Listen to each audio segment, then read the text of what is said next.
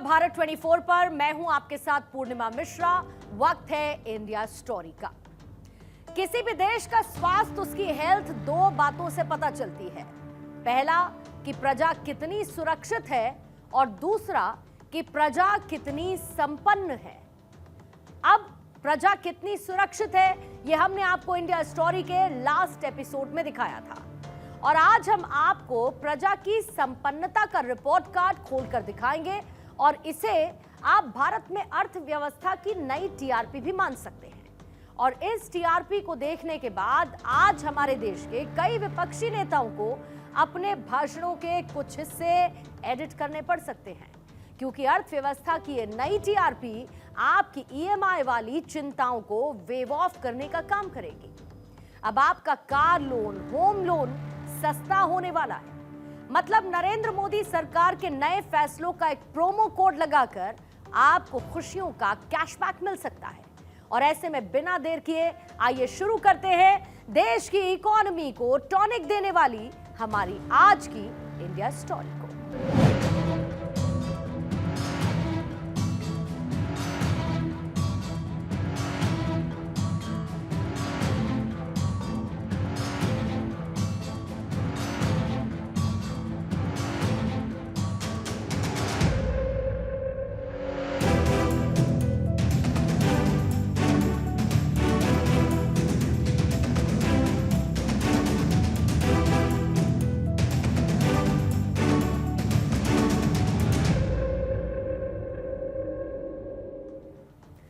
आज हम एक ऐसी खबर पर बात करने जा रहे हैं जो हर उस इंसान के लिए बड़ी राहत की बात है जो लोन की ईएमआई भर रहा है या फिर लोन लेने की सोच रहा है।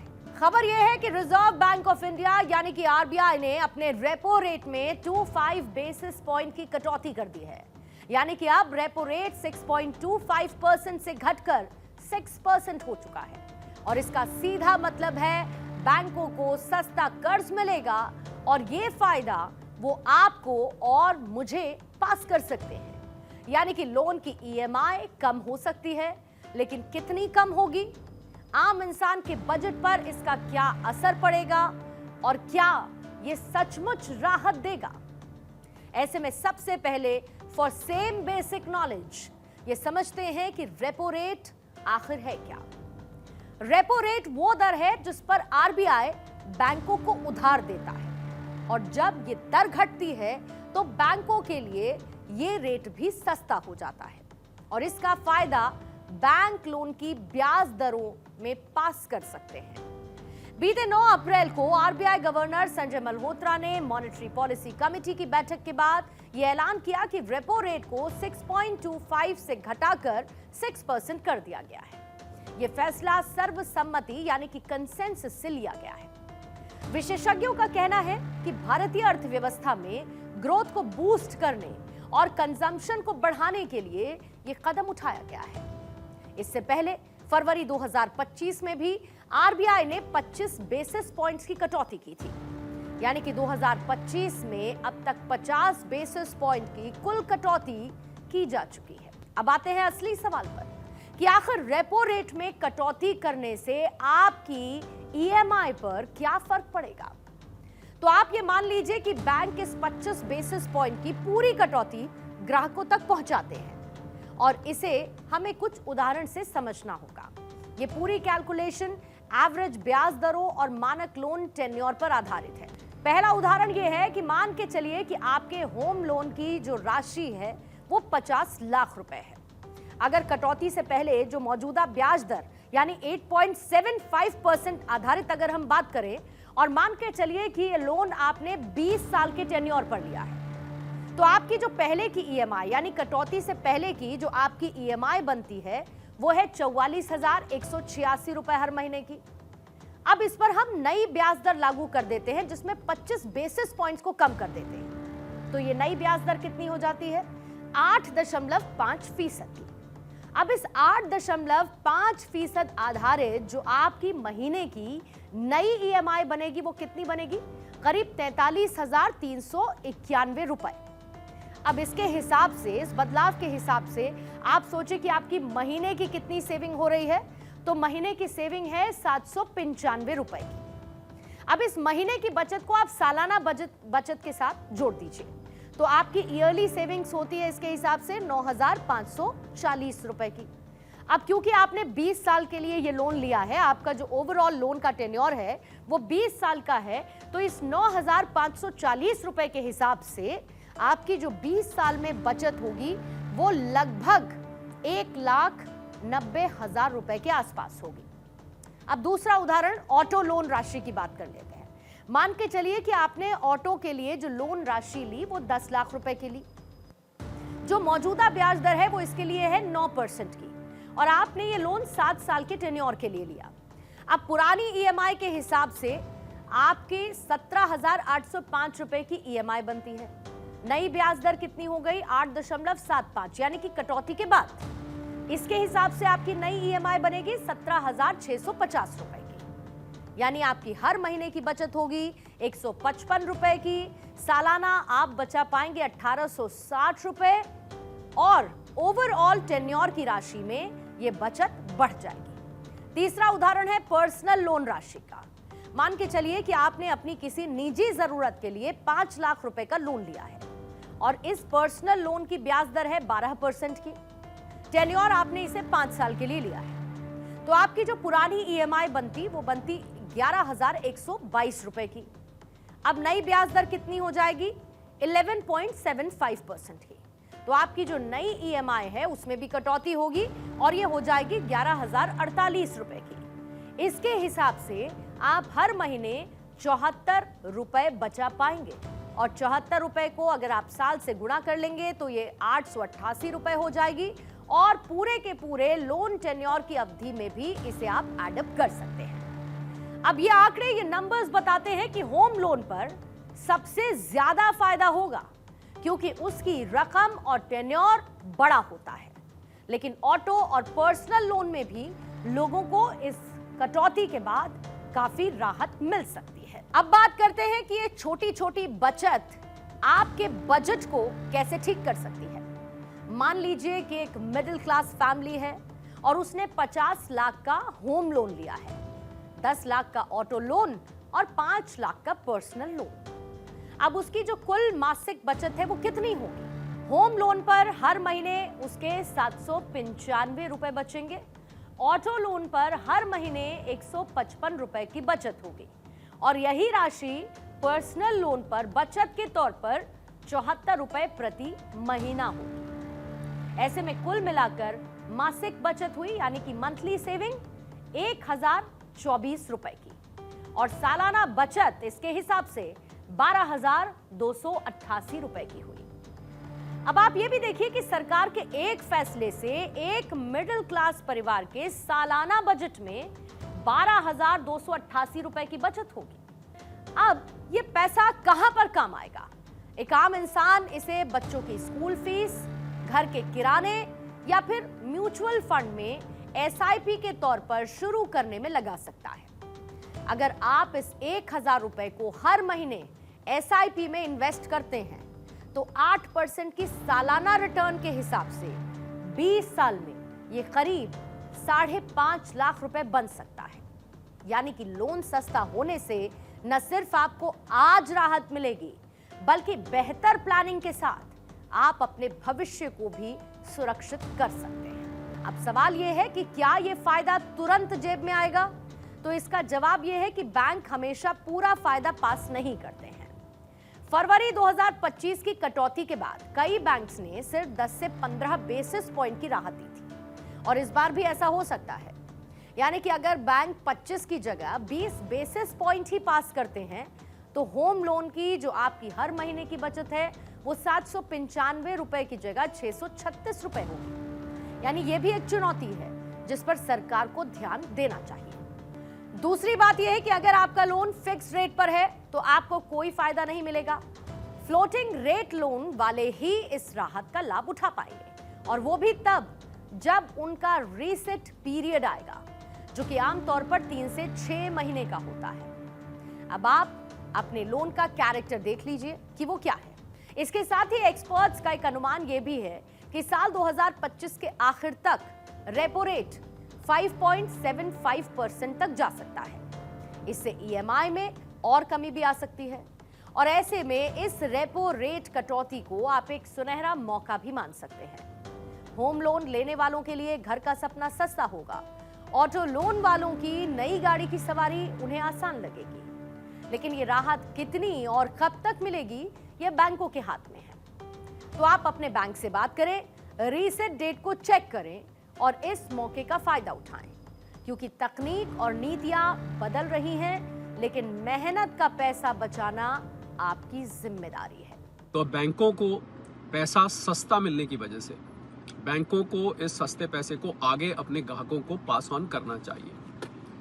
और ऐसा देखा गया है कि अलग अलग बैंक अलग अलग समय पे इसको पास ऑन करते हैं, एकदम नहीं करते हैं। मैं मानता हूं कि ये प्रतिस्पर्धा पे यानी कंपटीशन पे डिपेंड करता है। एक आध सरकारी बैंक जब कर देते हैं और उनके यहाँ जब लोन सस्ते मिलने शुरू हो जाते हैं तो बाकी बैंक उसके पीछे पीछे कर देते हैं। कोई ऐसा समय निश्चित नहीं किया जाता आरबीआई द्वारा कि इतने समय में बैंकों को ये करना ही करना है। कुल मिला के धीरे धीरे ये लोन की दर ग्राहकों के लिए सस्ती होती दिखेगी। अब आप देखिए, एक तरफ जहां पर भारत है जो रेपो रेट कम कर रहा है ताकि उसके लोगों को राहत मिल सके, दूसरी तरफ अमेरिका जैसा देश है जो टैरिफ के खेल में अपने ही लोगों को नुकसान पहुंचा रहा है। गोल्डमैन सैक्स की ताजा रिपोर्ट ये कहती है कि साल 2025 में अमेरिकी अर्थव्यवस्था की ग्रोथ 1.5% से घटकर 1.3% तक रह सकती है। जेपी मॉर्गन का अनुमान है कि यह ग्रोथ रेट 0.3% तक सिकुड़ सकती है, क्योंकि टैरिफ से आयात महंगा हो रहा है। मिसाल के तौर पर मैक्सिको से आने वाले एवोकाडो और टमाटर की कीमतें बढ़ सकती हैं। एक्सपर्ट्स ये कहते हैं कि इससे महंगाई 3 से 4% तक बढ़ सकती है, यानी कि अमेरिकी नागरिकों की थाली से सस्ता खाना गायब हो सकता है और जेब पर बोझ पड़ सकता है। वहीं दूसरी तरफ आप भारत की तस्वीर देखिए। यहाँ पर रेपो रेट में कटौती की जा रही है और अब रेपो रेट सिर्फ 6% हो चुका है। और आरबीआई का यह फैसला सिर्फ राहत नहीं बल्कि ग्रोथ का इंजन है। अब लोन सस्ता होगा, लोग घर भी खरीदेंगे, गाड़ी भी लेंगे और बिजनेस भी शुरू करेंगे। इससे अर्थव्यवस्था में मांग बढ़ेगी, यानी कि डिमांड बढ़ेगी और भारत की ग्रोथ की रफ्तार तेज होगी। जहां पर अमेरिका टैरिफ से मंदी की तरफ बढ़ रहा है, तो भारत सस्ते लोन से मजबूती की ओर बढ़ रहा है। वहीं सस्ता लोन तो सिर्फ एक हिस्सा है। मोदी सरकार ने पिछले 11 सालों में कई ऐसे कदम उठाए जिनसे लोगों की बचत बढ़ी है। सबसे पहले हम बात कर लेते हैं जनधन योजना की। साल 2014 में शुरू हुई इस योजना से 50 करोड़ से ज्यादा लोगों के बैंक खाते खुले और आज उनके पास बचत का एक जरिया, एक माध्यम है। अब सरकारी आंकड़ों के मुताबिक इन खातों में 2 लाख करोड़ रुपए से ज्यादा जमा है। गरीब की जेब में पैसा आया और वो सेव भी हो रहा है। दूसरा है मुद्रा योजना। छोटे कारोबारियों को सस्ता लोन दिया। 40 करोड़ से ज्यादा लोन बांटे गए हैं, जिनकी कुल रकम 23 लाख करोड़ रुपए से ज्यादा की है। इससे लोग नौकरी मांगने वालों से नौकरी देने वाले बन गए हैं और उनकी इनकम भी बढ़ी है। तीसरा है डिजिटल इंडिया। मसलन यूपीआई से ट्रांजैक्शन मुफ्त हुआ। पहले क्या होता था कि लोग बैंक में लाइन में लगते थे, अब घर बैठे हुए पैसे भेज देते हैं। इससे समय और पैसा दोनों बचता है। साल 2024 और 25 में यूपीआई ट्रांजैक्शंस का आंकड़ा 13,000 करोड़ को पार कर चुका है। नेक्स्ट मूव था 7वां वेतन आयोग और डीए की बढ़ोतरी। केंद्रीय कर्मचारियों का महंगाई भत्ता 53% से बढ़ाकर 55% होने की तैयारी है। जनवरी 2025 से लागू होने पर 1 करोड़ से ज्यादा कर्मचारियों और पेंशनर्स की जेब में हर महीने एक्स्ट्रा पैसा आएगा। फिर पीएम आवास योजना, सस्ते घर के लिए सब्सिडी दी गई। 4 करोड़ से ज्यादा घर बने। इससे लोगों का किराया बचा और वो पैसा निवेश में लगा है। ये सारे के सारे स्टेप्स बताते हैं कि मोदी सरकार सिर्फ राहत नहीं दे रही है बल्कि लोगों को आत्मनिर्भर बना रही है। जहां पर अमेरिका में टैरिफ से जेब ढीली हो रही है, तो भारत में सस्ता लोन और इन योजनाओं से जेब भर रही है। विशेषज्ञों का मानना है कि भारत की ग्रोथ 7 से 8% पर बनी रहेगी, क्योंकि घरेलू मांग और निवेश मजबूत है। मोदी का फोकस साफ है, लोगों को सस्ता लोन देकर राहत दो, उनकी बचत बढ़ाओ और अर्थव्यवस्था को रफ्तार दो। ट्रंप का फोकस अमेरिका फर्स्ट पर है, लेकिन ये नीति अमेरिकी नागरिकों की जेब पर भारी पड़ रही है। एक तरफ ट्रंप के टैरिफ का तूफान जो महंगाई की आंधी लेकर आ रहा है, तो दूसरी तरफ मोदी का सस्ता लोन और बचत का मॉडल है जो लोगों को मजबूती दे रहा है। अमेरिका में जहां पर थाली से सस्ता खाना गायब हो रहा है, तो भारत में जेब में पैसा बच रहा है। और ये अंतर नीतियों का है, ये अंतर सोच का है। और इस अंतर को आप पुरानी सरकारों के दौर से भी समझ सकते हैं। पूर्व प्रधानमंत्री मनमोहन सिंह का दौर साल 2004 से 2014 तक रहा। वो एक मंझे हुए अर्थशास्त्री थे जिन्होंने 1991 में भारत को आर्थिक संकट से उबारा। लेकिन उनकी सरकार का दूसरा कार्यकाल पॉलिसी पैरालिसिस और घोटालों की भेंट चढ़ गया। दूसरी तरफ नरेंद्र मोदी 2014 से सत्ता में हैं। उन्होंने सबका साथ सबका विकास का नारा दिया और सुधारों का रास्ता चुना। इन दोनों के टाइम फ्रेम्स की अगर आप तुलना करेंगे तो सबसे पहले आप जीडीपी देखिए, जहां पर मनमोहन सिंह के 10 साल में औसतन ग्रोथ 6.8% रही, जिसमें यूपीए 1 का दौर अच्छा था, तब ग्रोथ 8.4% की थी। लेकिन यूपीए 2 में ये 5.5% तक सिमट गई। वजह 2G घोटाला, कोलगेट और वैश्विक मंदी, जिसने अर्थव्यवस्था का ये हाल कर दिया। वहीं साल 2014 से 2024 तक औसत जीडीपी ग्रोथ 6.9% की रही। इसमें 2020 से 21 का कोविड साल भी शामिल है, जब अर्थव्यवस्था 7.3% तक जा गिरी थी। अब अगर इसे आप हटा देंगे तो साल 2014 से 19 और 2021 से 24 में ग्रोथ 7.2% के आसपास रही। यानी कि मोदी ने न सिर्फ मनमोहन के औसत को पीछे छोड़ा, बल्कि वैश्विक संकट के बावजूद एक स्थिरता दी।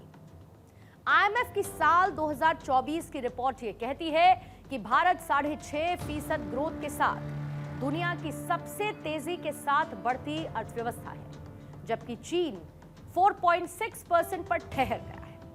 ये आंकड़े बताते हैं कि पीएम मोदी के नेतृत्व में भारत का आर्थिक स्वास्थ्य काफी अच्छा है। अब बात करते हैं इन्फ्लेशन यानी कि महंगाई की, क्योंकि महंगाई वो मुद्दा है जो हर घर की रसोई को प्रभावित करता रहा है और आज भी करता है।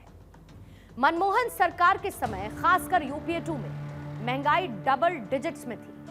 साल 2013 में सीपीआई 10.1% तक पहुंच गई। प्याज की कीमतें 100 रुपए प्रति किलो को छू रही थी और जनता सड़कों पर थी। आरबीआई के आंकड़े बताते हैं कि साल 2004 से 14 में औसत महंगाई दर 8.2% की थी। इसके बाद साल 2014 में आई मोदी सरकार और फिर तस्वीर कुछ बदली। साल 2014 से 2024 के बीच औसत महंगाई 4.8% रही। हालांकि कोविड और यूक्रेन संकट ने साल 2022 में इसे 6.7% तक भी पहुंचाया, लेकिन सरकार ने तेल पर टैक्स घटाकर और सब्सिडी को बढ़ाकर इसे काबू में बनाए रखा। आज अप्रैल 2025 में महंगाई 4% के नीचे है। वहीं अगर एफडीआई यानी कि फॉरेन डायरेक्ट इन्वेस्टमेंट की बात करें तो कांग्रेस के 10 साल में एफडीआई औसतन $36 बिलियन सालाना था। लेकिन घोटालों और नीतिगत अनिश्चितता से निवेशकों का भरोसा कम हुआ, सेंटिमेंट्स बिगड़े। लेकिन मोदी सरकार के दौर में ये आंकड़ा दोगुना होकर $70 बिलियन सालाना हुआ। साल 2021 और 22 में तो 83.57 बिलियन का रिकॉर्ड एफडीआई आया। डीपीआईआईटी यानी कि department for promotion of industry and internal trade के मुताबिक मेक इन इंडिया और ईज ऑफ डूइंग बिजनेस ने दुनिया को भारत की ओर खींचा है। जहां पर मनमोहन सिंह के समय विदेशी निवेशक कदम पीछे खींच रहे थे, वहीं मोदी सरकार ने अपनी पॉलिसी से उनका ग्रैंड वेलकम किया है। ध्यान रखिए, विकास की असली पहचान सड़कें, बिजली और रेलवे है, यूपीए सरकार के समय हाईवे निर्माण की रफ्तार 16 किलोमीटर प्रतिदिन थी। साल 2014 में कुल हाईवे लंबाई 92,851 किलोमीटर थी। पीएम मोदी के 10 साल में यह बढ़कर 1,45,000 किलोमीटर हुई, यानी कि 30 किलोमीटर प्रतिदिन। बिजली उत्पादन 720 बिलियन यूनिट से बढ़कर 1,380 बिलियन यूनिट हुआ। रेलवे का इलेक्ट्रिफिकेशन 20,000 किलोमीटर से 50,000 किलोमीटर पर पहुंच गया। और ये आंकड़े साफ कहते हैं कि मोदी ने इंफ्रास्ट्रक्चर को रॉकेट की रफ्तार दी, जहां पर मनमोहन का दौर ठहराव का शिकार था। अब डेवलपमेंट होता है तो रोजगार भी बढ़ता है। मनमोहन सरकार के समय औसतन बेरोजगारी दर 2.2% की थी, लेकिन एनएसएसओ के डेटा के मुताबिक नौकरियां स्थिर थी। पीएम मोदी के दौर में बेरोजगारी 6 से 7% तक गई, खासकर कोविड के बाद। लेकिन मुद्रा योजना से 40 करोड़ लोन बांटे गए, जिससे 8 करोड़ नई नौकरियां जनरेट हुई। पीएम आवास योजना से 4 करोड़ घर बने और स्वच्छ भारत से 11 करोड़ शौचालय का निर्माण हुआ। मनमोहन सरकार का मनरेगा, जिसने गांव को रोजगार दिया, लेकिन मोदी ने इसे डिजिटल और स्किल इंडिया से जोड़कर आगे बढ़ाया। यानी कि जहां पर मनमोहन सिंह ने इसकी नींव रखी, मोदी ने उस पर इमारत को खड़ा कर दिया। जीडीपी में स्थिरता, महंगाई पर काबू, एफडीआई में उछाल, इंफ्रास्ट्रक्चर की रफ्तार, ये सब बताते हैं कि मोदी ने मनमोहन सिंह से बेहतर तरीके से अर्थव्यवस्था को संभाला। और ये सारे काम क्लब होकर एक आम आदमी की जेब को ही भारी करने का काम करते हैं, क्योंकि जब एक देश आगे बढ़ता है तो उसका नागरिक भी उसी रफ्तार से आगे बढ़ता है। और भारत की ताजा टीआरपी बताती है कि पूरी दुनिया में सबसे तेजी से हम ही उभर रहे हैं। इस रात के बाद की सुबह हमारी है। आने वाला दौर नए भारत के नाम रहेगा और पूरा विश्व इसे महसूस भी कर रहा है। यह है भारत की सक्सेस स्टोरी, आज की इंडिया स्टोरी।